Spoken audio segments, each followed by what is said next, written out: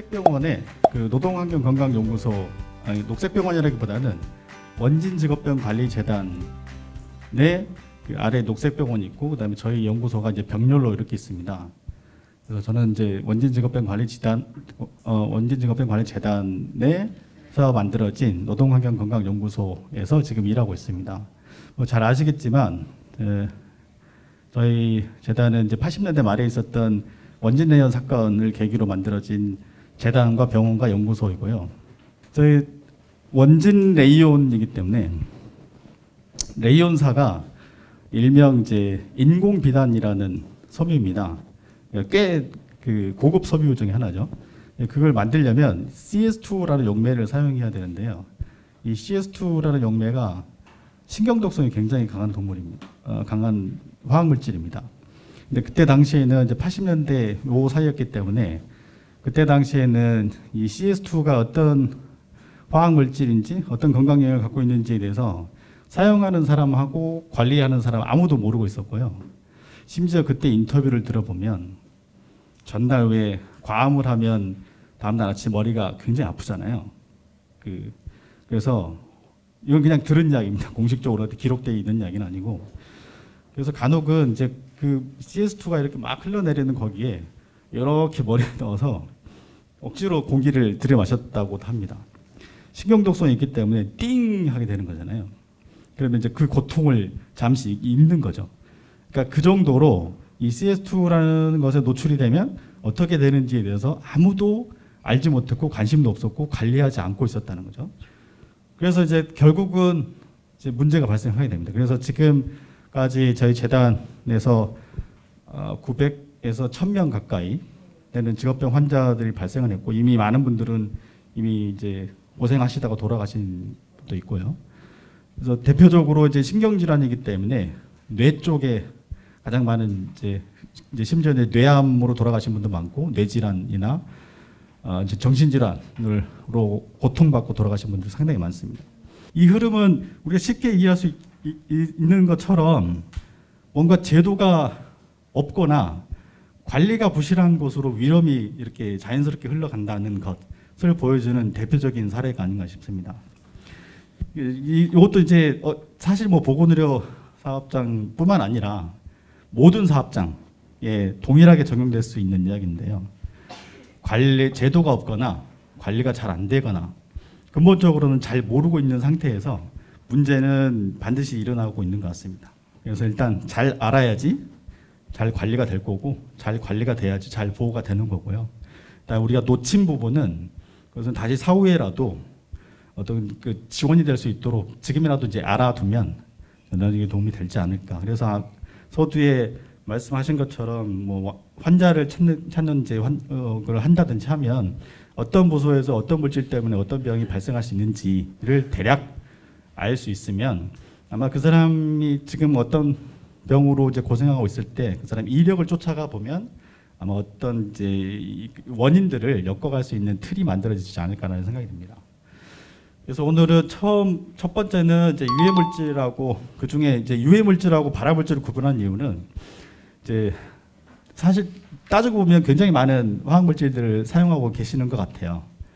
근데 그건 이제 규모에 따라 다 다르긴 하지만 그 중에서는 이제 그냥 단순한 자극을 줄 수 있는 물질도 있고, 그 중에서는 이제 암을 일으킬 수 있는 물질도 있기 때문에 유해 물질하고 발암 물질은 구분하는 게 좋을 것 같습니다.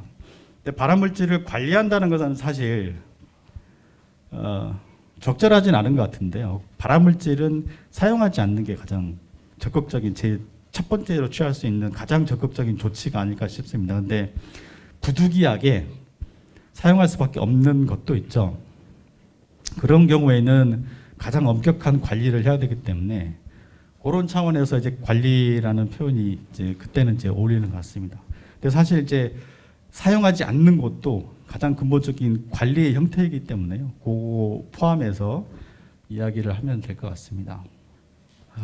책에 이미 좀 표랑 그림들은 대부분 이제 들어가 있기 때문에 잘 보이지 않는 것은 교재를 이제 참고하시면 될 것 같고요. 이게 이제 올해 산업안전보건공단에서 국내 의료기관의 이제 화학적 유해 요인이라는 거를 이제 만들어서 이렇게 표로 정리한 게 있습니다. 요거는 요 표의 이제 장점이자 단점은 여러 가지를 잘 정리를 해 두었는데요. 에탄올, 메탄올, 아세톤 많이 쓰시죠? 이건 아마 이제 부서별로 다 차이가 있을 거기 때문에 아마 친숙한 화학 물질도 있을 거고 그렇지 않은 화학 물질도 있을 겁니다. 포르말데히드는 조직 고정할 때 고를 때 이제 많이 사용하시죠. 그루타알데하이드는 이제 수술실 등등에서 저는 병원에 근무해 본 경험이 없기 때문에 잘은 모릅니다. 근데 저는 주로 이제 텍스트 위주로 이제 공부를 했고, 그다음에 저희 병원에서도 자가방향 측정을 하거든요. 지금은 저희가 저희 연구소에서 측정을 하진 않지만 과거에 이제 저희 병원을 대상으로 혹은 다른 연구 영역 때문에 이오가스나 포르말데히드를 취급하고 있는 병원 사업장에서 실제로 이제 측정은 해본 경험이 있습니다. 근데 구석구석에 이런 뭐 사용하는 실태까지 제가 잘 알고 있지는 않습니다. 아마 여러분들이 더 잘 아실 거고, 아마 그루타알데히드는 이제 그 소독용으로 이제 많이 사용하고 계시는 것 같고요. 클로로포름이나 이소프로필 알코올이나 페놀이나 수은하고 납은 이제 특이하게 중금속에 들어가는 파트이긴 한데 아마 수은은 주로 이제 치과에서 아말감을 포함해서 그때 많이 쓰시는 것 같고, 과거에는 온도계나 혈압계에서 많이 사용했습니다만 지금은 그렇진 않죠. 지금은 다 많이 바뀌었고, 납은 이제 그 방사능 차폐막 올 때 많이 사용하고 계시는데 그 납이 노출된다기보다는 사실 납을 사용하고 있다는 차원이 맞는 것 같습니다. 저 납을 착용하고 있는 것 때문에 문제가 발생하는 건 아마 부담이겠죠. 버든이겠죠. 납 노출 때문에 뭔가 일어난다는 거는 흔히 쉽지는 않습니다. 근데 수은 같은 경우는 지금 예전의 논문들을 보면 주로 치과에서 예전부터 노출 평가 굉장히 많이 했었거든요. 지금도 하고 있는지 모르겠는데 지금은 그 빈도는 거의 없어진 것 같은데 지금 동남아에서는 굉장히 큰 이슈이기도 합니다. 치과 재료에서 수은을 없애기 위한 그런 캠페인도 많이 하고 있는 걸로 알고 있습니다. 그다음에 이제 사나이틀렌은 수술실이나 중앙공급실에서 이제 소독용으로 많이 사용하고 계시죠. 대략 뭐 이런 카테고리를 갖고 있는 것이다라고 일단 이렇게 조사가 되고 있습니다. 이제 해외나 국내 이런 여러 이제 문서들을 보면 그루타알데히드가 상당히 많이 빈번히 등장을 합니다. 소독용으로 많이 사용하고 있는 물질인데 가볍게는 이제 기침이나 뭐 복통, 뭐 이제 두통이나 같은 거 일어날 수 있고 자극이 일어날 수도 있긴 한데 얘를 이제 오랫동안 사용하게 되면 제일 문제는 이제 알러지가 일어날 수 있는 이제 가능성이 있기 때문에 요런 특성들을 갖고 있어서 그루타알데히드가 들어가 있는 성분으로서 소독제를 사용할 때 그런 특성들을 잘 이해하고 있어야 된다라는 주의를 많이 하고 있는 것 같습니다. 발암 물질은 아닌데 많이 이제 등장을 해서 따로 얘는 뽑아서 이렇게 넣어놨습니다. 근데 오히려 오래된 자료이긴 한데 2006년도에 이제 노동부에서 정리한 자료가 조금 더 앞에 페이지 표보다는 더 나은 것 같습니다. 여기서는 이제 부서별로 생물학적인 자나 화학적인 자나 물리적인 자나 인간과학적인 문제 이런 것들을 좀 개괄적으로 잘 정리를 해놓은 것 같습니다. 그래서 예를 들면 일반 병동에서는 뭐 감염은 이 다음 시간에 또 하실 거기 때문에 그 파트를 좀 뺀다면 화학적인 자로서 항암제 뒷부분에 이제 다시 언급하겠습니다만은 발암 특성을 일부 갖고 있는 그런 물질이기도 하죠. 환자에게는 이제 치료제로 쓰이겠지만 그것을 취급하는 사람한테는 오히려 암을 일으킬 수 있는 그런 특성들을 갖고 있는 발암 물질로 분류되는 그런 항암제들이 일부분 있습니다. 그래서 이제 문제가 될 수 있는 거고요. 그다음에 라텍스는 장갑에서 이제 알러지 때문에 많이 이제 언급이 되고 거의 모든 부서에서 이제 아마 언급이 될 수 있는 문제인 것 같고, 방사능 아까 이제 X성 촬영할 때 노출될 수 있는 것, 그다음에 중량물 작업 아마 오전에 교육을 다 하셨을 거기 때문에 저걸 쭉 빼고 중간에 있는 이제 화학적하고 물리적 요 포인트들만 보면 수술실에는 마취가스도 그것도 이제 뒤에 다시 구체적으로 보겠습니다만은 그것도 이제 다른 병원에서 사용하고 있는 일반적인 화학 물질에 비해서 훨씬 위험한 화학 물질로 알려져 있습니다. 그건 뒤에 가겠습니다. 뒤에서 설명하겠습니다. 그다음에 사나이틀렌 대표적인 발암 물질이죠. 대표적인 발암 물질이고 거의 모든 병원 사업장에서 소독용 가스로 이제 많이 사용하고 계시는 그런 물질이고요. 그다음에 실험실에 아까 이제 조직 고정을 하기 위한 포르말데히드나 기타 화학 물질을 사용하고 있고, 과거에는 이제 영상 촬영을 할 때 현상실이 따로 있었지 않습니까? 과거에는. 지금은 다들 이제 디지털로 전환했기 때문에 그 실 자체가 없어졌는데 과거에는 그 현상액을 사용하는 암실에 거의 밀폐되어 있죠. 좁은 공간에 밀폐되어 있는데 굉장히 독한 유독한 화학물질을 많이 쓰는 그런 현장에서 일해야 되는 그런 과거의 이제 공간들도 있었죠. 근데 지금은 그 공간들이 다 없어졌죠. 그다음에 중앙공급실에 이제 산화에틸렌 쓰는 그 약재부에서 가장 이제 이 문제가 되는 건 이제 항암제일 수가 있겠죠. 다시 설명하셨던 바는 이 약재에서 이제 항암제가 최근에 이제 대부분 판결로 2세에 나타나는 건강영향까지 산화법으로 이렇게 포괄할 수 있느냐 없느냐 그 문제가 최근에 판결이 난 적이 있었죠. 그거 또 다뤄도 보도록 하겠습니다. 이것 이외에도 주방이나 병원 운영에 필요한 인력들이 많지 않습니까? 주방도 사실 큰 포션 중에 하나죠. 식당에서의 문제. 그다음에 이제 환경미화를 하시는 분들의 문제도 있을 수 있고, 그다음에 잘은 발견되지 않습니다. 영선실, 그러니까 수리해주고 뭐 이렇게 해주시는 분들, 요 공간들은 사실 병원에 속해 있는 공간이지만 일반 제조 현장에서 발견되고 있는 그런 문제들을 안고 있는, 그러나 병원 사업장이 같이 해서 이제 같이 어느 정도는 같이 개입해서 해결돼야 될 그런 공간임에는 분명한 것 같습니다. 그 중에 이제 발암성을 갖고 있는 것, 발암성과 가장 가까운 물질들만 뽑아서 정리를 해보면, 요거는 좀 자세히 읽어볼게요. 마치 예전에 나온 논문들입니다. 그러니까 지금 제가 소개시켜드린 내용들은 사실 굉장히 오래된 그 문헌들에서 온 게 많습니다. 제가 10년 전에 이 비슷한 교육을 한 적이 있는데요. 그리고 10년 후에 다시 오늘 이게 준비하면서 리뷰를 쭉 다시 해봤는데요. 거의 변한 내용은 거의 없더라고요. 그 중에 한두 가지가 좀 변한 것 같고, 과거에 발견된 사실들이 여전히 문제가 되고 있는 것으로 연장되고 있는 것 같습니다. 그래서 문헌들도 보면 과거에 이미 이런 물질들은 이런 이제 영역에서 이런 문제들을 일으켜 왔었어라고 이제 정리를 다 해뒀던 거더라고요. 예를 들면 마취가스, 이제 수술실하고 회복실에서 문제가 되고 있는 물질들이죠. 주로 이제 아마 사업장마다 사용하고 있는 마취가스의 종류는 다 다를 겁니다. 약간씩 차등인데 주로 사용하고 있는 마취가스들은 일정 부분 이제 정해져 있는 것 같습니다. 그런 것들에 이제 수술실이나 분만실, 회복실, 그다음 치과 수술실 등에서, 그러니까 마취가 필요한 거의 모든 공간에서는 이 마취가스가 사용이 되는데, 여기 뒤에 부분 이제 요것도 이 책의 표로 정리되어 있기 때문에 책을 참고하셔서 구체적인 내용 보시면 됩니다. 마취가스에 만성적으로 노출될 경우에 자연유산의 위험이 증가하고 불임의 위험이 증가한다. 그러니까 생식 독성을 갖고 있다는 거죠. 그다음에 태아의 경우에 체중이 낮거나 선천성 기형이 발생할 수 있는 위험이 있다. 그러니까 생식 독성이나 아니면 이세와 관련된 이런 계통의 질병들이 주로 많이 보고되고 있는 것 같습니다. 그다음에 이제 암 종류에는 림프종이나 호치킨병과 같은 것들이 다른 일반 인구에 비해서 훨씬 높게 발생하고 있는 것 같고요.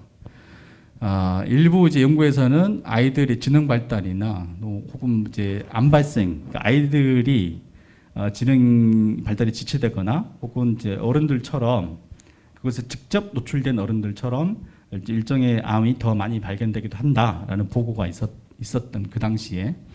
그다음에 산화에틸렌은 전형적인 이제 발암물질, 백혈병을 일으킬 수 있는 발암물질이고, 자연유산의 패턴이 늘어나는, 그러니까 노출되고 있는 대상자들에게 자연유산이 늘어나게 되는 굉장히 전형적인, 가장 대표적인 이제 보건의료 사업장에서의 대표적인 발암물질이 되는 거죠.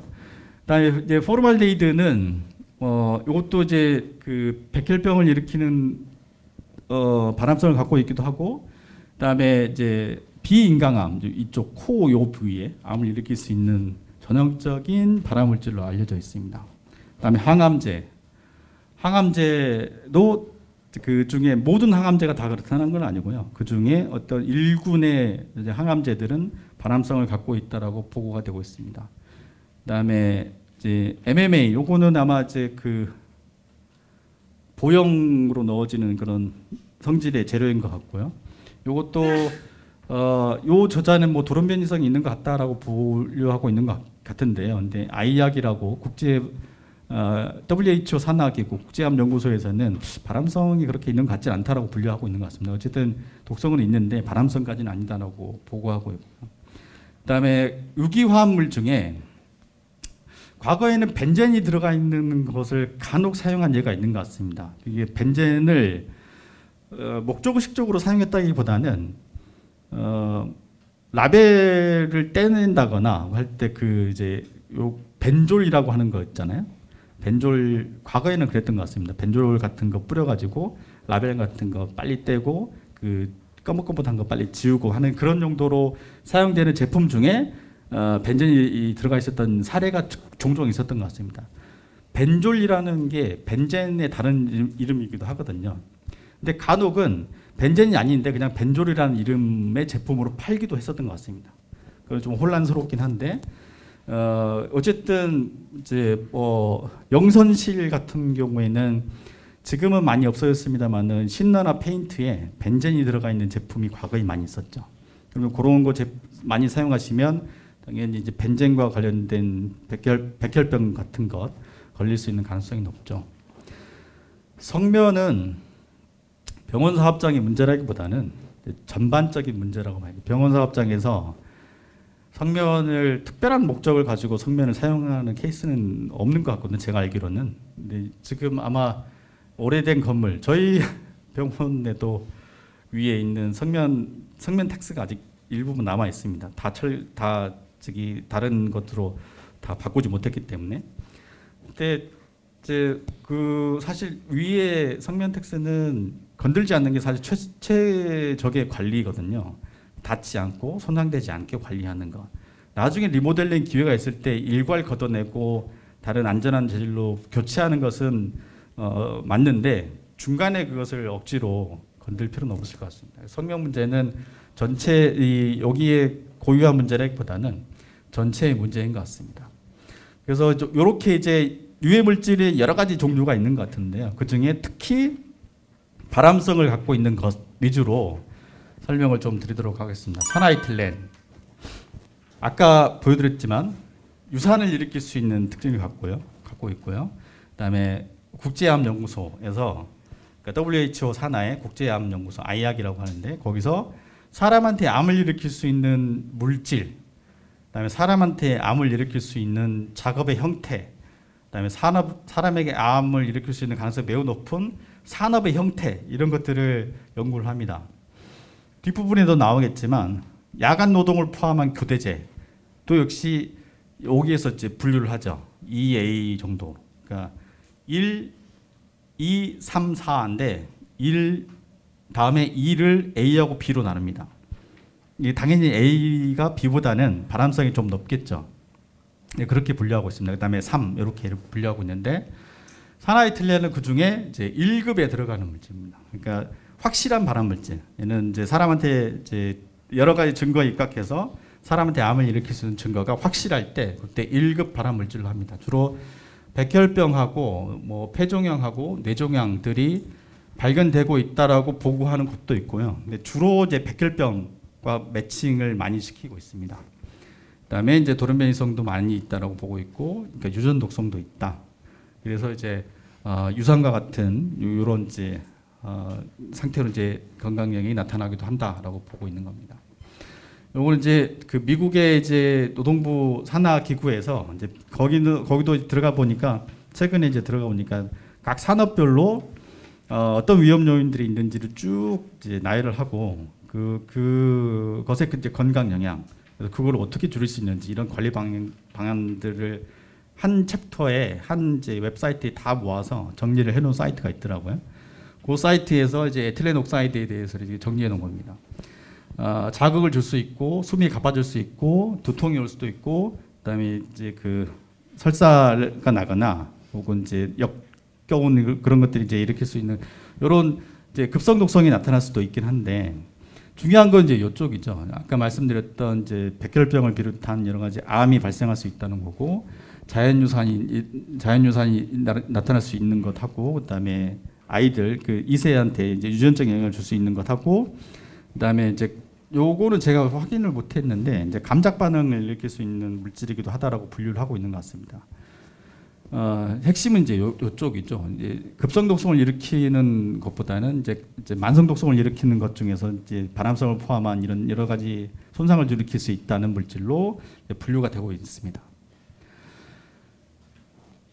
근데 워낙 이제 그 각 사업장마다 병원마다 중앙공급실은 대부분 다 이오 소독기를 사용하고 계시고 간혹은 포르말데히드를 사용하는 사업장도 예전에는 있었던 것 같습니다. 지금은 모르겠는데, 근데 스팀 소독기를 사용하고 계시는 것도 있고, 근데 대부분은 이오 소독기는 꼭 갖고 계시는 것 같습니다. 그만큼 이제 어쨌든 전국에 있는 사업장에서 병원 사업장에서 수술실하고 중앙공급실에는 꼭 반드시 갖고 있는 물질이라서 이게 열을 가하지 않고도, 그러니까 열을 가하면 변성이 되는 제품들 때문에 그래서 이제 열이 들어가도 변성이 되지 않고 제품에 문제가 없으면 스팀으로 다 소독하면 될 텐데 그렇지 못하기 때문에 이제 이오 가스를 사용하는 거잖아요. 그래서 이오 가스는 이제 반드시 대부분의 사업장에 있는 것 같습니다. 근데 이제 그 사용하지 않으면 가장 좋을 텐데, 아까 서두에 말씀드린 것처럼 사용하자면 않으면 가장 좋을 텐데, 이제 그 이제 부득이하게 사용을 해야 되는 여건에 있는 대표적인 물질 중에 또 하나가 되지 않겠습니까? 근데 그래서 이제 관리의 이제 원칙을 만드는 것이 이제 중요할 거고요. 근데 이 관리에 대한 원칙은 뭐 해외 문헌에도 많이 있고 산업안전공단에도 이오가스를 취급할 때 주의해야 될 사항들에 대한 것들을 다 잘 정리를 해뒀습니다.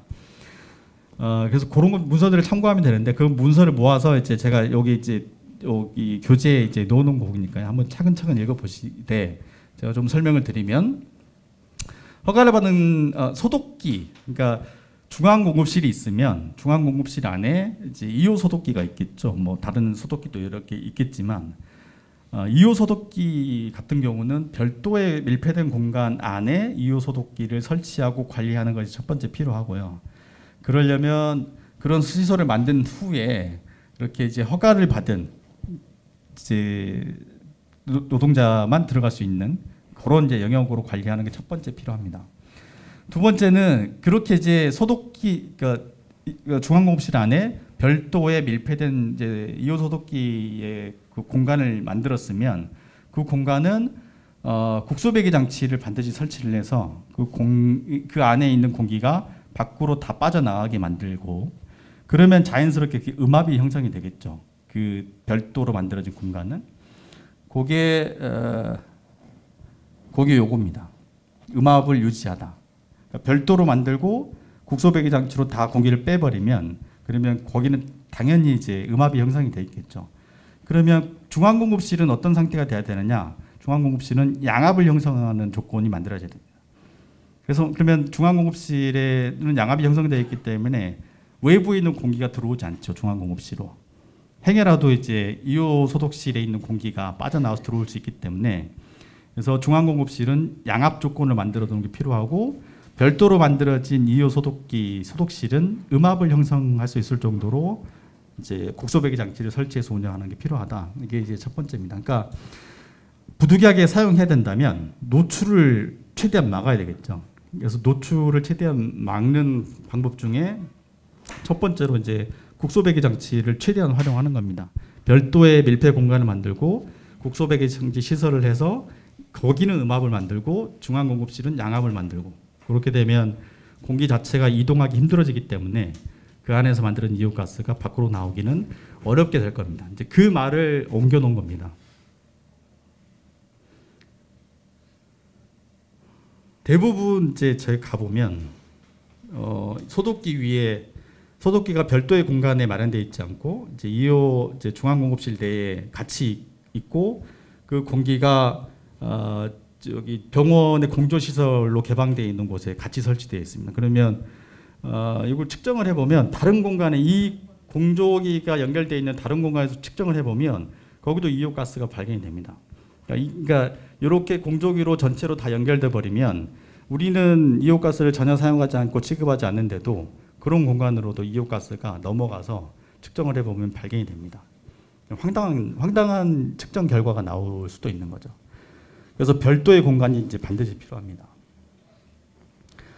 그다음에 이제 사실 별도의 공간을 만들어 두고 거기서 국소 배기 장치를 굉장히 강하게 관리를 하면 이제 가장 좋은데요. 거기에 이제 더 추가할 것이 이 상부에 국소 배기 장치를 이제 추가하는 겁니다. 그러면 이게 러닝 타임이 다 있잖아요. 그 운전을 하고 그다음에 휴지기가 있고 그다음에 에어리에이션 되고 그다음에 꺼내는 그런 룰이 다 정해져 있습니다. 기계에. 근데 바쁘면 그 룰을 지키지 않는 경우가 종종 있는 것 같습니다. 뒤에 잠깐 나오겠지만. 그래서 이 그 문을 열었을 때 최소한 15분 이상은 그냥 방치하고 난 후에 작업을 들어가는 것이 가장 이제 공고되고 있는 작업의 순서입니다. 왜 그러냐면 이 안에 이제 이온가스가 남아 있을 수 있기 때문에 걔를 일단은 이 위에 이제 국소 배기 장치로 최대한 빨아내서 없애고 그 다음에 좀 안전하다고 생각됐을 때 이제 작업을 들어가는 거죠. 그래서 최대한 작업자들이 이온가스에 노출되는 것을 차단하는 막기 위해서 이제 그런 룰을 이제 정하는 겁니다. 그래서 15분 동안 문을 약간 열어두고 이제 완전히 없앤 후에 작업을 들어가는. 그러니까 열고 바로 작업에 들어가는 게 아니라 열고 조금 열어두고 국소 배기 장치 위에 공기가 이제 충분히 빨아들이고 그 다음에 안전이 확보됐다고 생각됐을 때 이제 작업을 들어가는 거죠. 간혹은 이런 이제 아래에 소독실에 이제 그 경보기를 달아두는 곳이 있습니다. 경보기를 주로 이제 이 하부 쪽에 많이 달아두는데요. 왜 그러냐면 이온가스가 공기보다 좀 무겁거든요. 그래서 공기보다 이제 아래에 좀 깔리는 성질이 있습니다. 근데 사실은 그 경보기를 굳이 아래에 둘 필요는 없는 것 같습니다. 저 개인적인 생각으로. 왜냐하면 공기는 대부분 다 섞이거든요. 이렇게 사람이 움직이면 공기는 다 섞여서 뭐 아래에 설치해도 상관없습니다만은 그보다 더 위에 있는 높이에 설치해도 큰 무리는 없다. 요런 작업들, 이런 작업을 할 때 이제 룰을 만들어 놓고 아까 말씀드린 대로 원래 이 소독기의 기본 매뉴얼에도 가동시키고 그다음에 열어두고 뭐 이렇게 일정 시간을 지키는 그런 시간들이 다 정해져 있습니다. 다 정해져 있고 그 매뉴얼들을 일단 지키고 그 후에 아까 말씀드린 것처럼 열어놓고 15분 정도 방치하는 후에 이제 작업이 들어가게 하는 그런 패턴들을 만들어 놓는 거 굉장히 중요하다. 요게 저희가 예전에 이제 측정을 해보면 이 시프트를 나눠서 측정을 해보면요, 이브닝 조가 가장 노출 수준이 좀 높습니다. 왜 그런가 들여다봤더니 아침 조는 사실 그 전에 걸어두고 보통 퇴근하잖아요. 밤에 퇴근하기 전에 다 넣어놓고 그 다음에 아침에 꺼냅니다. 그러면 충분하게 에어로신이 됐기 때문에 그 안에 이온가스들이 대부분 이제 밖으로 나가는 상태인데, 근데 여기서부터 일과가 계속 진행이 되면 차곡차곡 일이 쌓이잖아요. 쌓이는데 이제 바쁘면 그 시간을 지키기가 좀 어렵습니다. 그러니까 15분 동안 좀 열어두고 뭐 하는 그 시간들이 점점 좁혀지는 거죠. 그러다 보면 이제 이브닝 조는 다른 조에 비해서 노출 수준이 훨씬 더 높아집니다. 이런 패턴이 있는 겁니다. 그래서 룰을 잘 설정해 두는 것, 그 룰을 지키는 것이 중요하다는 것을 요런 이제 그래프 패턴을 보면 알 수 있습니다. 또 하나의 특징은 이제 이온가스는 바로바로 날아가지 않습니다. 이게 소독된 물체에 잘 붙어 있습니다. 좀 특이한 성질을 갖고 있는데요. 그래서 얘를 이것도 다 사업장마다 또 다를 텐데 저희 병원 같은 경우는 물품 보관소가 따로 있었습니다. 그러니까 이온 소독기에서 소독된 것을 일단 꺼내고 보관소에 다 이렇게 쌓아두는 거죠. 그러면 이제 각 부서에서 이제 자기가 원래 이제 넣어놨던 것을 하나씩 꺼내가는 구조입니다. 여기서도 측정을 해보면 이온가스가 나옵니다. 왜냐하면 이게 이제 붙어 있었던 것이 이제 스물스물 이제 나오는 거죠. 그러면 이 공간을 왔다 갔다 하셔야 되는 분들에게는 노출 소스가 될 수도 있는 거죠. 그래서 이제 이온가스는 충분하게 환기를 시켜주는 것, 요게 가장 중요한 룰이 될 수 있을 것 같습니다. 그다음에 요게 이제 가장 좀 특징적인 건데요. 이온가스는 무색 무치라고 하는데요. 무색은 맞는데 무치는 아닙니다. 제가 맡아보진 않았는데 책에는 뭐 달큰한 냄새가 난다고 하네요. 그 달큰한 냄새를 맡아보고 싶진 않은데 그 냄새가 언제 느껴지냐면 260 ppm 정도 돼야지 그 달큰한 냄새가 맡아진다고 합니다. 노동부의 이호가스의 법적 기준이 1ppm입니다. 근데 260에서 인지가 된다는 것은 내가 책에 써 있는 대로 진짜 달큰한 냄새 난다라고 하는 건 이미 위험한 수준에 있는 거죠. 그러니까 경고성이 굉장히 낮은 물질입니다. 그래서 이 알람 장치를 많이 설치해 두는 편입니다. 왜? 내가 이 가스를 인지했다는 것은 이미 위험한 상태이기 때문에 나의 코보다 더 민감하게 잘 인지할 수 있는 기계의 힘을 빌리는 거죠.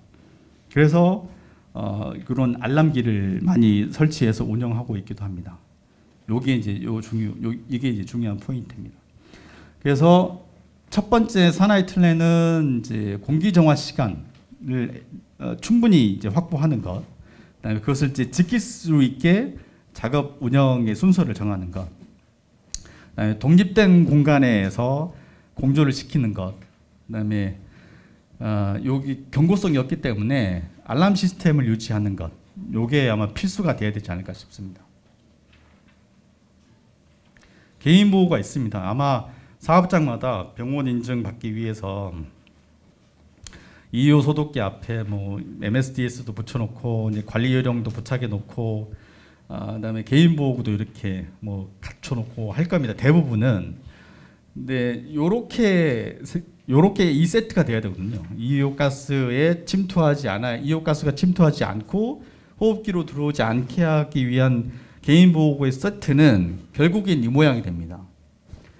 이렇게 작업하기 사실 힘들죠.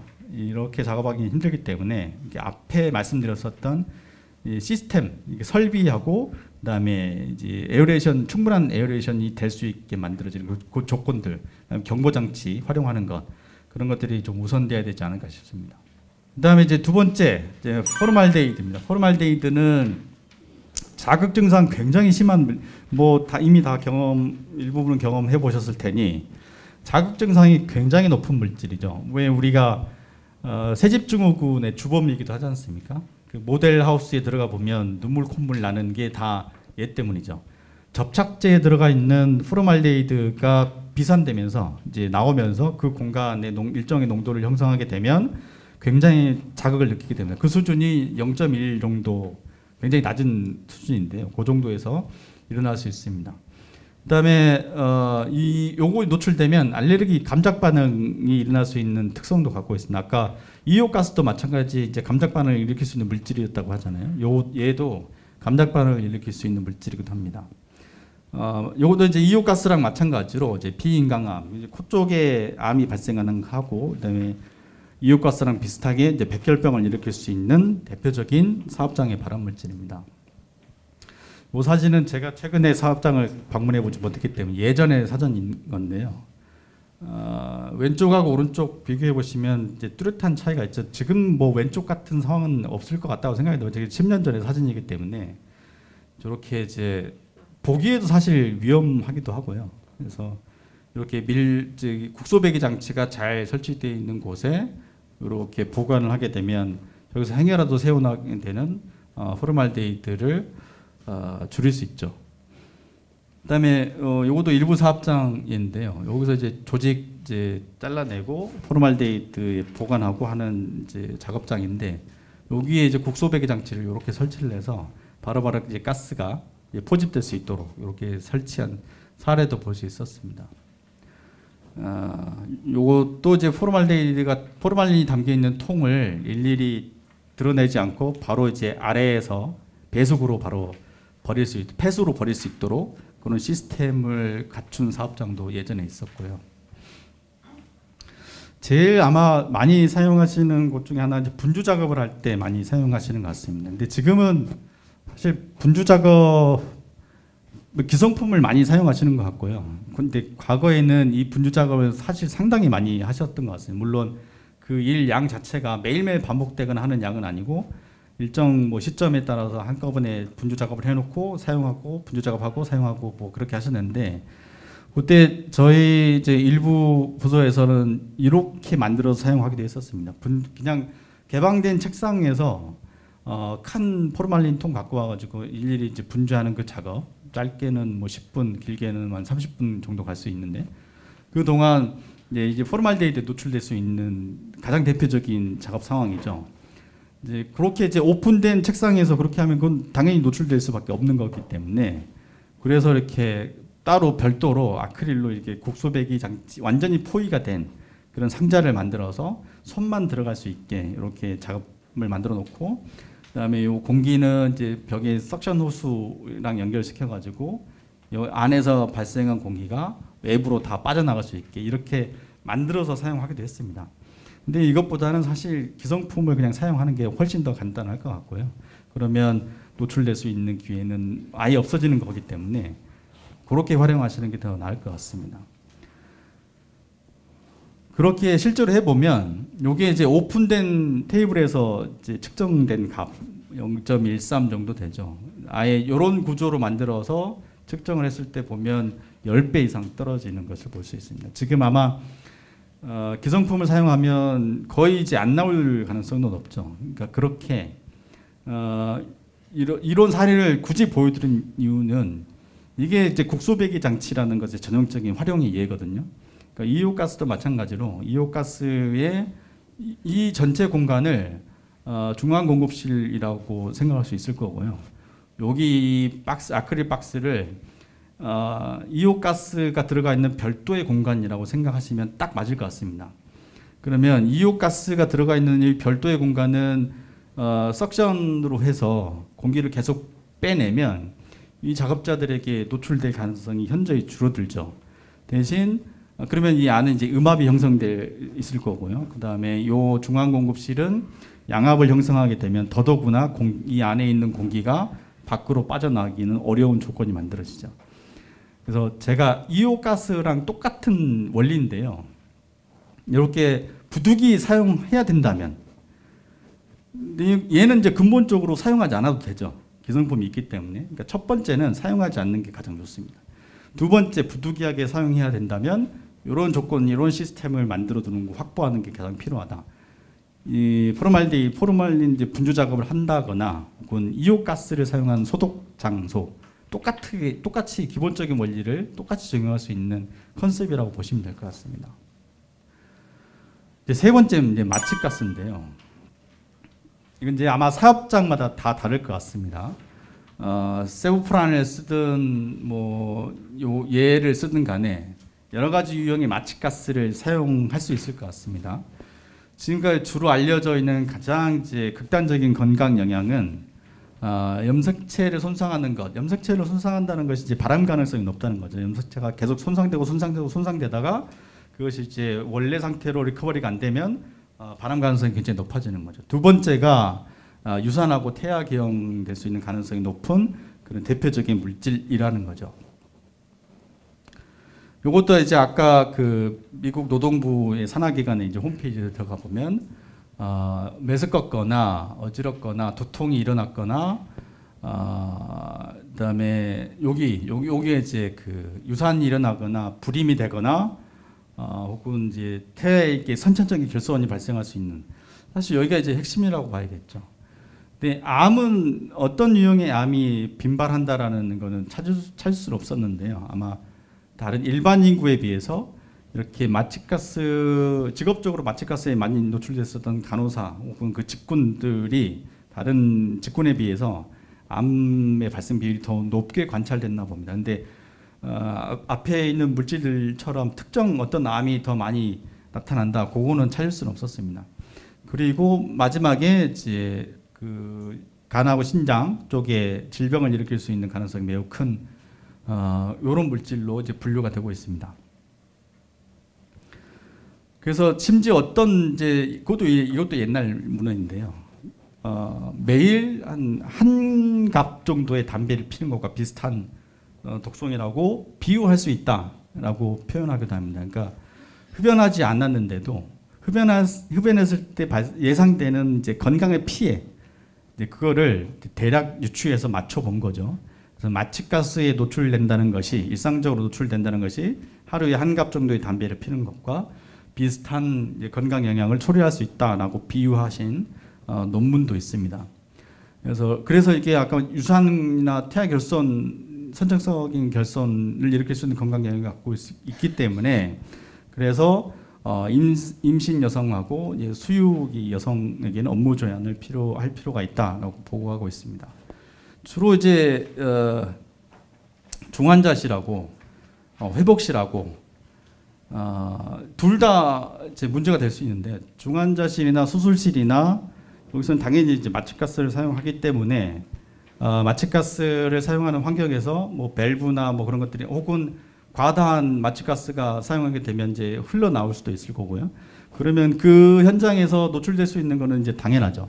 또 회복실 같은 경우는 환자 몸속에 들어갔었던 마취가스들이 환자들이 호흡할 때 이렇게 쭉 다시 나오게 됩니다. 그 가스에 이제 다시 노출될 수 있는 거죠. 그러니까 수술실에서의 문제만이 아니고 이제 회복실에서도 동일한 문제가 발생할 수 있습니다. 요게 이제 우리나라의 그 자가방역, 혹시 마취가스 자가방역 측정해 보신 사업장 있으신가요? 예, 그냥 물어봤습니다. 없습니다. 당연히 왜냐하면 이게 측정 대상 물질이 아니거든요. 측정 대상 물질이 아니고 우리나라 이제 노출 기준도 설정되어 있지 않습니다.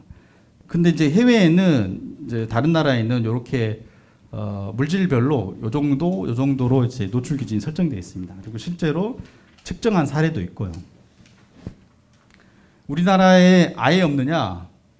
이제 아예 없지는 않습니다. 그러니까 수술실에서 수술실 가스의 위험을 인지하고 그것을 관리하기 위한 조치를 취해서 그 전과 다른 환경의 변화가 있다면 그러면 지금 이때 기록에 비해서 더 낮겠죠. 그러나 그런 인지나 관리나 노력이나 뭐 실행이 없었으면 사실은 여전히 비슷한 수준 유지가 되고 있지 않을까라고 생각이 됩니다.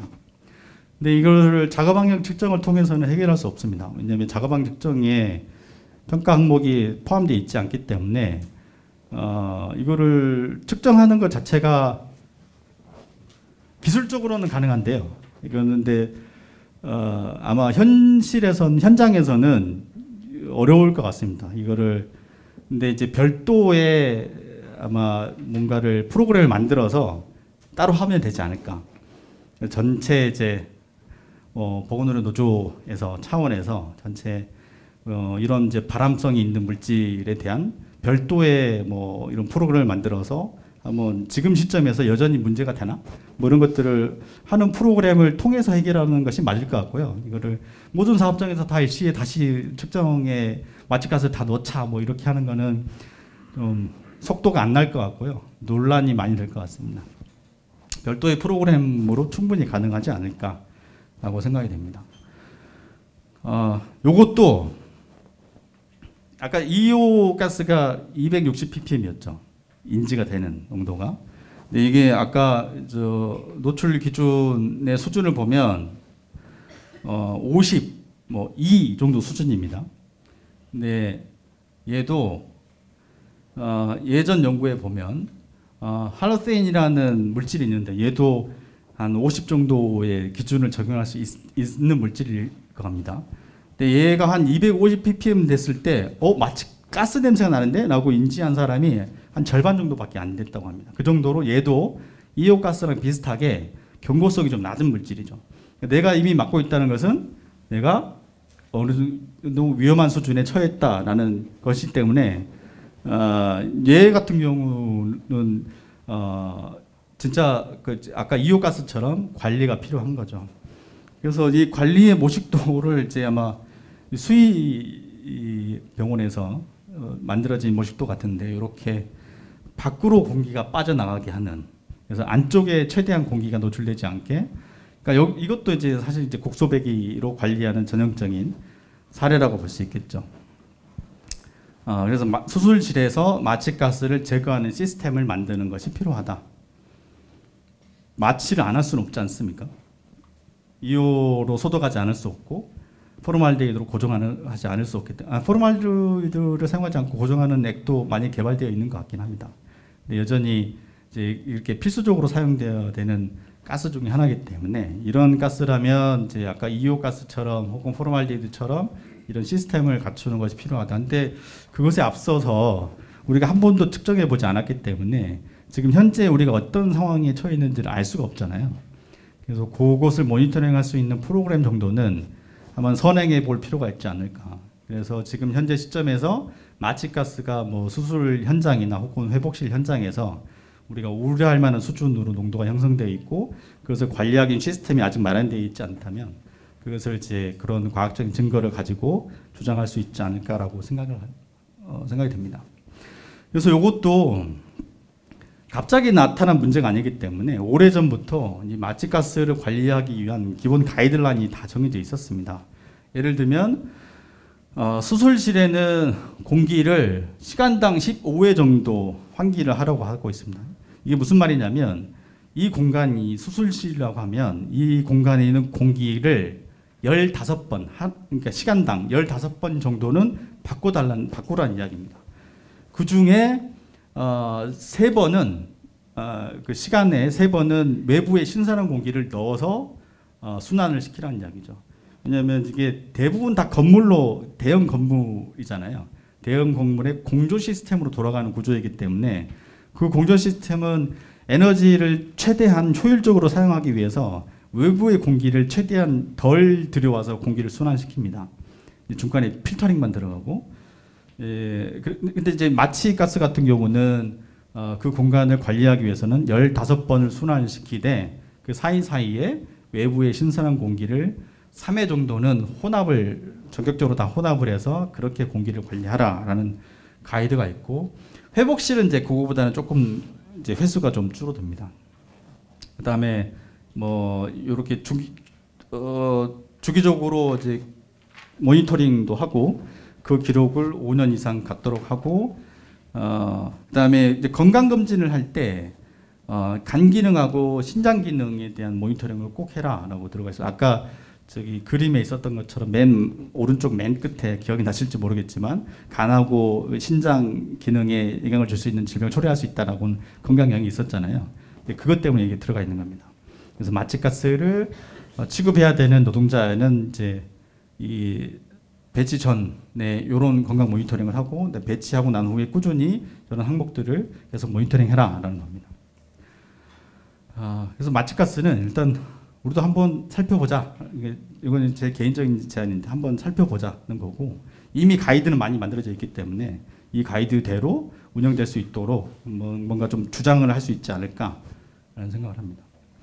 이거는 사실 이제 발암 물질이라고 보기는 어려운데, 이것도 이제 아까 이제 해외 여러 사이트에는 이제 스모크 플룸이라고 해서 레이저로 수술할 땐 발생하는 그런 이 스모크 있잖아요. 그 스모크 이거 괜찮은 거야? 살 태우는 건데 혹시 뭐 이런 비유가 좀 거칩니다만은 고깃집에서 나는 이런 거랑 같다라고 보면 안 된다는 입장입니다. 요 입장은. 그래서 이제 그 신체 조직 레이저를 이용해서 이제 태워서 발생하는 그 플룸을 여러 연구자들이 연구를 해 놓은 모양입니다. 열분의 3분인데 독성 가스가 다양하게 분포하고 있다.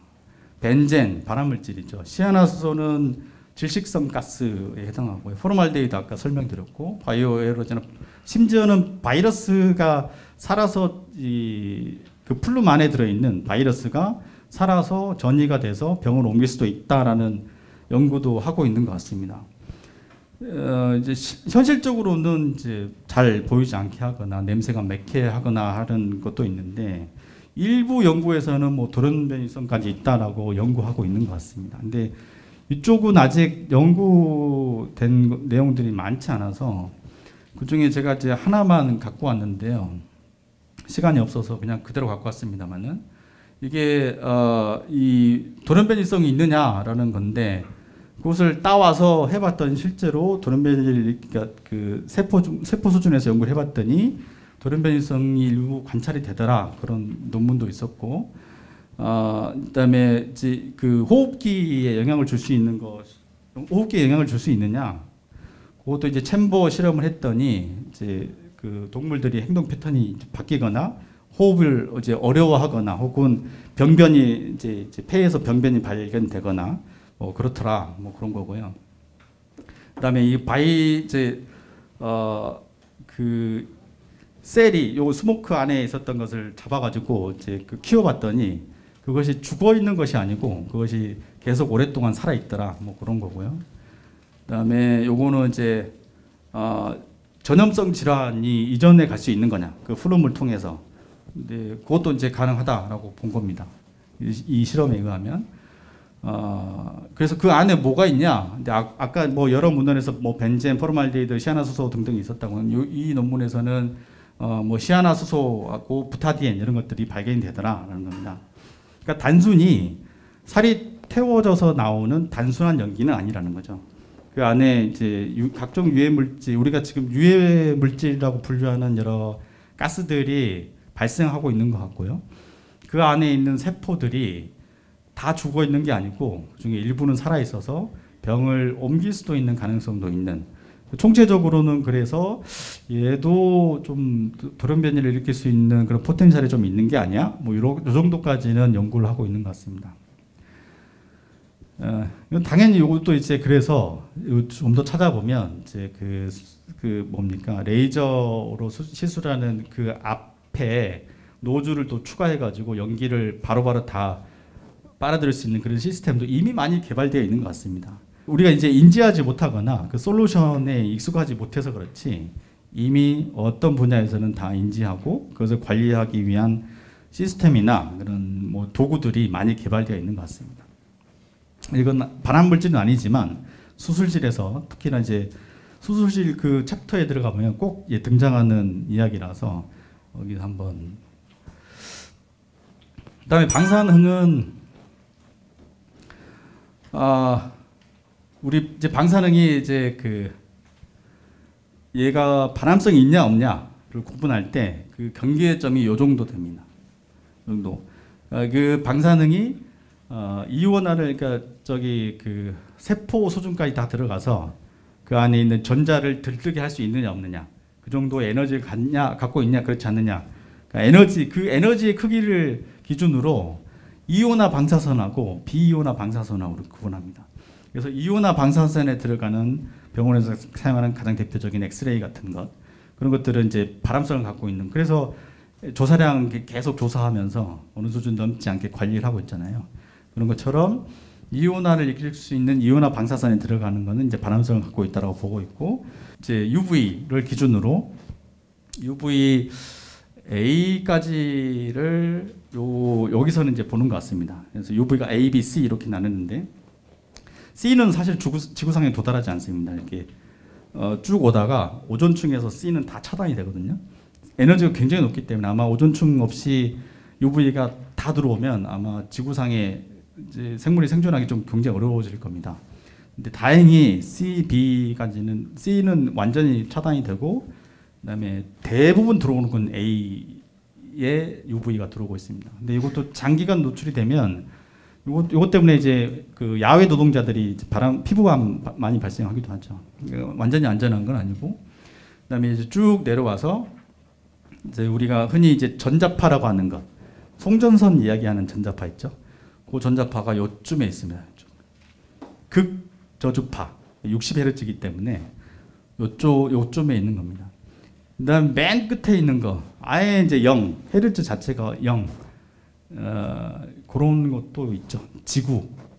지구가 이제 그런 겁니다. 아무튼 이제 이런 이제 분포를 이제 갖고 있습니다. 그 중에 방사능이야 뭐 여러분들이 더 잘 아실 거기 때문에요. 여러 이제 암을 일으킬 수 있는 건 너무나 잘 알려져 있기 때문에. 근데 이제 홍반이나 피부 질환을 일으킬 수도 있고 이렇게 갈 수도 있는데, 중요한 것은 암에 걸리거나 사망에 이를 수 있다는 거죠. 그 중에 요것만 좀 보면 될 것 같습니다.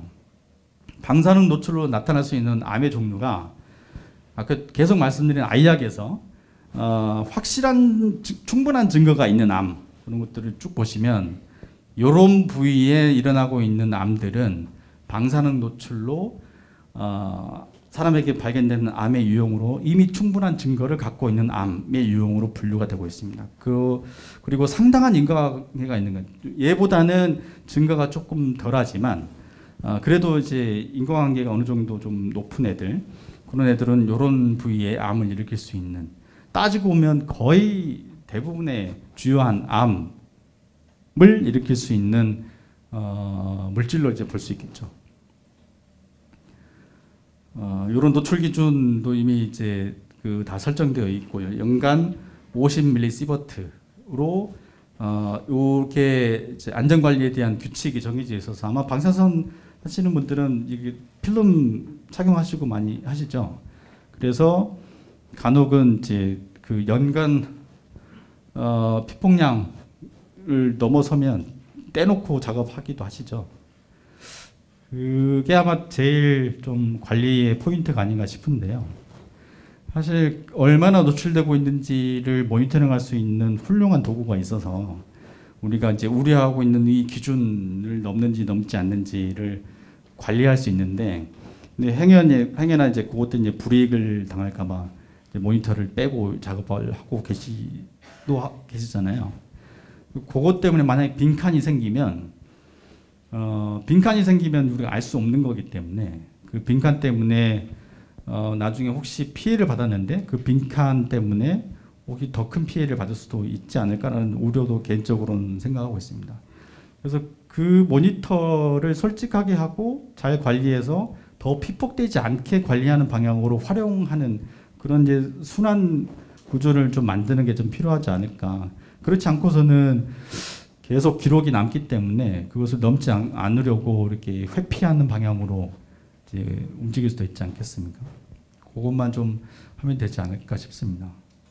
요거는 뭐 일반적으로 잘 알고 계실 거기 때문에 마지막처럼 이제 임신한 작업자는 이제 요 노출 없게 이제 작업 배치를 잘 하거나 아까 이오가스처럼 그다음에 사실 포르말데히드도 사실 비슷할 텐데요. 이렇게 이런 발암성을 갖고 있는 물질에 대해서는 이런 관리가 좀 필요하지 않을까 싶습니다.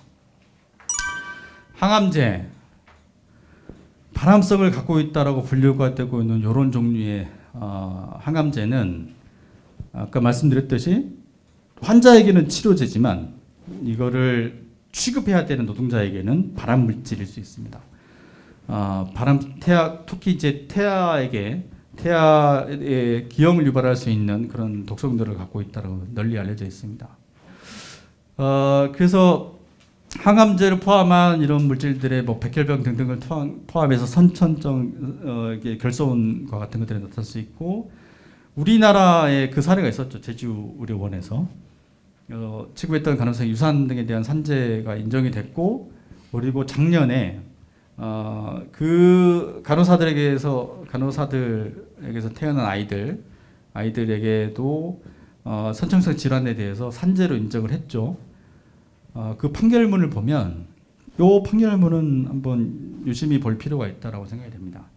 판결 요지의 2번을 보면 임신한 여성 근로자에게 업무에 기인하여 모체의 일부인胎의 건강이 손상되는 업무상 재해가 발생하여, 그러니까 이제 태아에게 그것이 간 거죠. 근데 그 항암제나 그때 이제 조사 보고서를 보면 제주의료원의 간호사들이 항암제 취급 많이 하고 뭐 야간 교대 등등을 포함해서, 그래서 이제 생식에 굉장히 큰 영향을 줄 수 있는 여러 가지 조건들이 많이 발견이 됐었죠. 그 중에 대표적인 게 이제 항암제였었던 거고, 그것 때문에 이제 2세에게 이제 건강 영향이 이제 내려가게 된 거죠. 그 건에 대해서 산재에서는 이미 인정을 했죠. 그 간호사에게 대해서는 이게 산재라는 것이 인정이 됐는데, 그러면 태아는 어떻게 되느냐?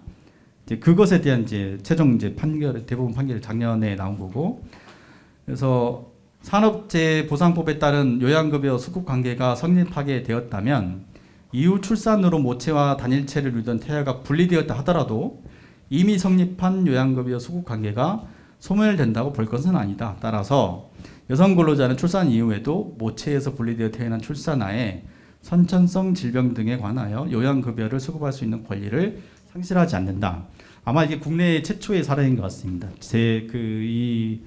보통은 이제 이 보험이 당사자에게만 제한이 되었었던 건데, 요거는 이제 태아에게 그 건강 영향이 내려간 것에 대해서는 그러면 포괄할 수 있느냐 없느냐. 근데 그 법적인 해석을 당연히 권리를 상실하지 않는다라고 딱 천명을 해서 인정을 해준 굉장히 반가운 소식이 아닌가 싶습니다. 어쨌든 그 출발이 항암제를 포함한 여러 가지 열악한 작업 여건이었다는 거. 그 중에 이제 항암제가 이제 주요한 요인이었고, 항암제가 갖고 있는 아까 이제 그 언급된 여러 가지 건강 영향을 봤을 때 태아에게 영향을 미칠 수 있는 연관 고리를 갖고 있다는 것. 그래서 대법원이 그것을 인정해 줬다는 것에서 의미가 큰 것 같습니다. 그래서 이제 그 리스트에 들어가 보면 여기 이제 미국의 산업안전보건연구원에 유해한 약품들, 그러니까 누누이 말씀드리지만 환자에게는 치료가 되겠지만 취급하는 사람한테는 유해한 약물인 거죠. 이거 다 케미컬이기 때문에.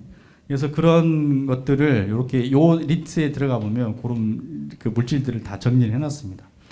그 중에 1급, 그러니까 사람에게 암을 일으킬 수 있는 것이 분명한 물질들로 분류되는 약물명이 이렇게 정리가 있습니다. 혹시 이런 것들도 나중에 이제 병원에서 약제에서는 한번 쭉 이렇게 리스트업을 해서 이 리스트하고 일치하는 것, 혹은 여기 이제 1급 발암물질로 분류될 수 있는 것이 우리 사업장에서도 약제과 등등에서 이렇게 취급되고 있는지, 그 취급이 어떻게 되고 있는지 그런 걸 한번 모니터링 해볼 필요는 있을 거라고 생각이 됩니다.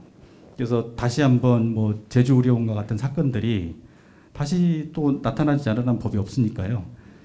선제적으로 그런 사업장에서 이런 모니터를 좀 했으면 좋겠습니다. 왜냐하면 보통 약제과에서 자가방역 측정을 하면 먼지 측정을 하잖아요. 먼지 측정으로 보통 이제 기준이 10mg/큐빅미터인데 그 정도가 되려면 어떤 상태가 돼야 되냐면요. 그 공간에 딱 들어갔을 때 눈이 뻑뻑할 정도의 느낌이 있어야 됩니다. 그 정도가 돼야 10mg/큐빅미터라는 먼지에 대한 기준에 달할 정도가 될 겁니다. 아무리 측정해도 그 정도는 나오기 힘들거든요.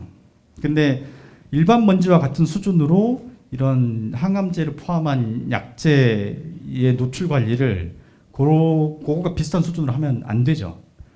그래서 기존의 자가방역 측정을 제가 개인적으로 탓하는 건 아닙니다. 자가방역 측정도 나름의 이제 그 구조가 있는 거고, 근데 그것만 계속 붙잡고 멱살을 잡을 수는 없는 노릇이고요. 그렇다고 해결될 일이 아무것도 없거든요. 그래서 아까 마취가스도 마찬가지고 이 항암제를 포함한 이런 유해한 약품에 대한 뭐 이런 뭐 좀 정리해보고 비교해보고 실제로 관찰해보고 저 정도로 괜찮은가? 뭐 그런 것들도 내부적으로 충분히 할 수 있지 않을까. 계속 측정이나 뭐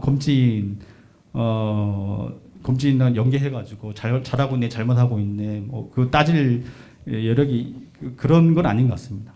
그건 그것대로 가고 요건 요것대로 별도로 준비해서 그 측정과 검진이 빨리 따라올 수 있도록 이렇게 옆에서 이렇게 하는 것도 좀 필요하지 않을까. 이거 개인적인 생각입니다.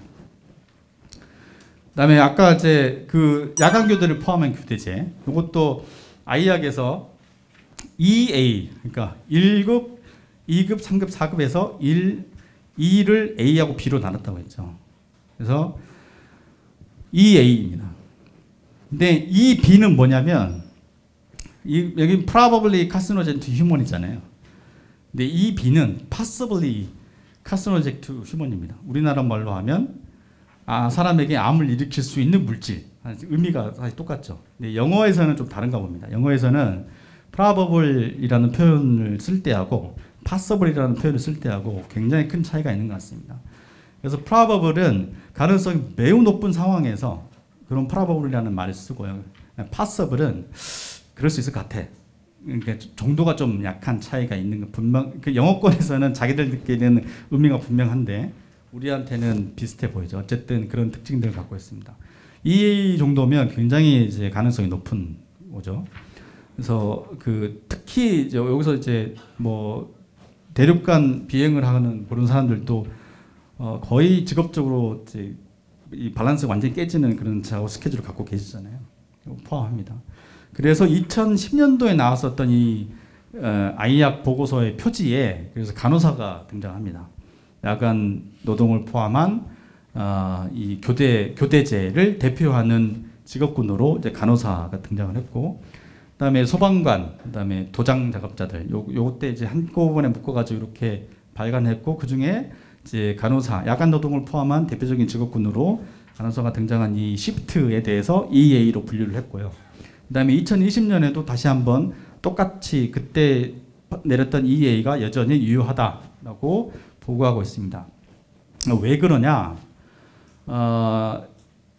야간 교대 작업을 많이 할수록 유방암, 전립선암, 직장암이 유의하게 증가한다고 합니다. 물론 여러 가지 유형의 암을 다 조사를 합니다. 조사를 하고 그 중에서 증거가 충분한 것들, 그런 것들을 이렇게 대표적으로 예시를 한 거죠.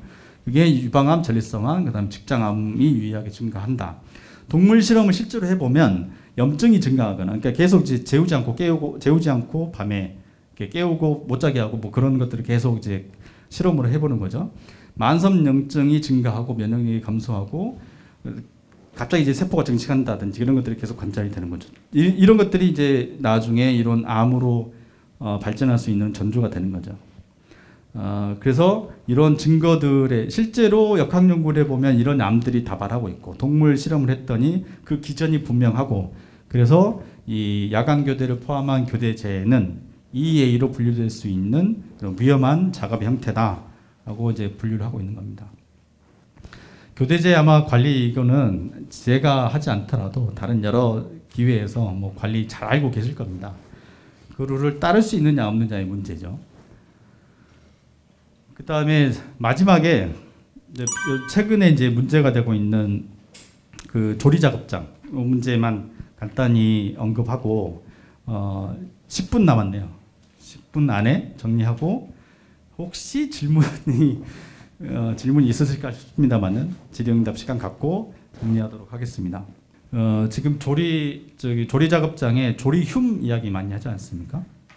그 조리흉에 대한 이 보고서가 똑같은 해 아까 교대제에 나왔었던 2010년도 그때 똑같은 해에 조리흉에 대한 이런 보고서를 종합 보고서를 발간합니다. 거기 두 가지로 나눠서 분류를 하는데요. 가정 내 이제 고체 연료를 사용하는 것. 물론 지금 우리는 대부분 이제 주거 환경 자체가 완전히 바뀌었기 때문에 지금은 이렇지 않습니다만은 석탄이나 나무나 숯 같은 거를 사용하는 환경 많이 있었죠. 과거에는 많이 있었죠. 요 환경에서 석탄을 사용하는 경우는 진짜 위험한 1급으로 분류가 되고요. 그 다음에 나무나 숯을 이용해서 이제 요렇게 생활하는 공간에서는 특히 폐암에 걸려 있는 비율이 높아집니다. 이런 연구가 시작되는 질문은 이런 겁니다. 중국과 같은 곳에 평생 담배를 피지 않는 여성 가사 노동자들에게 폐암의 빈도가 굉장히 많이 발견됩니다. 그래서 왜 그러지?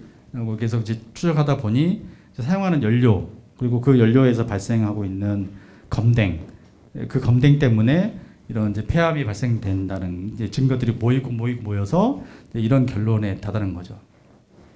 사실 우리가 지금 조리흉이라고 말하는 것은 두 번째에 해당하는 것일 겁니다.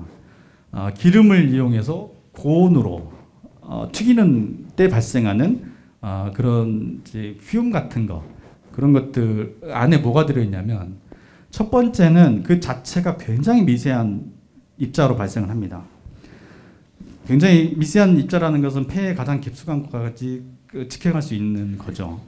그 안에 이제 검댕이의 주로 유해한 성분 중에 하나인 다액 방향류 탄화수소나 우리 지금 병원 사업장에서 계속 이야기했었던 포르말데히드나 그다음에 아크릴아마이드라는 이제 발암성을 갖고 있는 물질들이 포함되어 있습니다. 이런 물질들의 노출이 돼서 여기서 이제 EA로 분류를 하고 있는데요. 일처럼 완벽한 증거를 갖고 있지는 않지만 그 개인성이 굉장히 높은 물질인 거죠. 그래서 이런 조리흉에 해당하는 것은 EA로 분류가 되고 있는 그런 발암성을 갖고 있는 물질입니다. 그래서 이런 증거들에 입각을 해서 지금 이제 그 조리 환경에서 오랫동안 일하신 분들이 최근 집단적으로 폐암 소송 많이 하고 있잖아요. 그런 이제 증거들이 이렇게 이런 이제 학문적으로 이런 이제 논리들이 뒷받침돼서 최근에 이제 많이 인정되고 있는 편이죠. 그 중에 이제 아크릴아마이드라는 것이 이게 이제 화학 물질이기도 한데요. 아크릴아마이드가 식품에서 생깁니다. 자연적으로 생깁니다. 고온 단백질하고 당이 있는 식품이 고온으로 가열이 될 때 그때 아크릴아마이드가 이런 반응을 거치면서 자연스럽게 생깁니다. 이 반응은 일명 여러분들은 잘 아실 텐데 마이야르 반응. 갈색으로 변하면 맛있어지잖아요. 그다음에 최대한 타지 않는 경계선까지 극한의 갈색을 내기 위해서 노력을 많이 하시죠. 그럴수록 이제 아크릴아마이드가 많이 생기게 됩니다. 그래서 튀기기, 굽기 하는 곳에서 잘 생성이 되고요. 삶기나 찌기 같은 것에서는 잘 생기지 않습니다. 그러니까 아까 말했던 이제 프라잉, 그 기름을 이용해서 고온으로 프라잉하는 그런 조건에서 많이 잘 생성됩니다. 특히 감자, 곡물, 커피, 비스킷, 빵에서 많이 생기고요. 다행히 고기 생선류에서는 잘 생성되진 않습니다. 장시간 고온에서 요리될 때 당연히 많이 생기고요. 그래서 이런 거 프라잉을 할 때 가장 많이 생기게 되고요. 갈색으로 갈수록 더 많이 이제 생기게 되겠죠. 미국에 가보면 우리나라에는 없는 건데 미국에 얘도 똑같은 경고 사인이고요.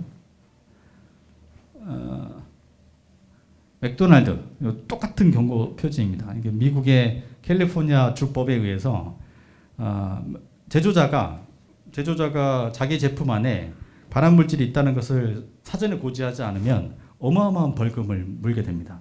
그래서 아까 말씀드렸듯이 뭐 감자나 비스켓, 빵이 마이야르 반응을 일으켰을 때 많이 생긴다 그랬잖아요. 그 대부분의 제품들이 다 맥도날드와 같은 그런 제품군들이 다 들어있겠죠. 패티를 제외하고는. 그래서 이렇게 고지를 하는 겁니다. 우리가 만든 제품에 캘리포니아 주법에 의해서 암을 일으킬 수 있을 거라고 분류가 되고 있는 물질들이 들어가 있어. 그래서 미리 알려주는 거야. 근데 이제 FDA죠. 미국의 FDA의 연구에 의하면 이 정도 수준은 크게 걱정은 없는 것 같다라고 해. 그래서 그 사실을 알려줍니다.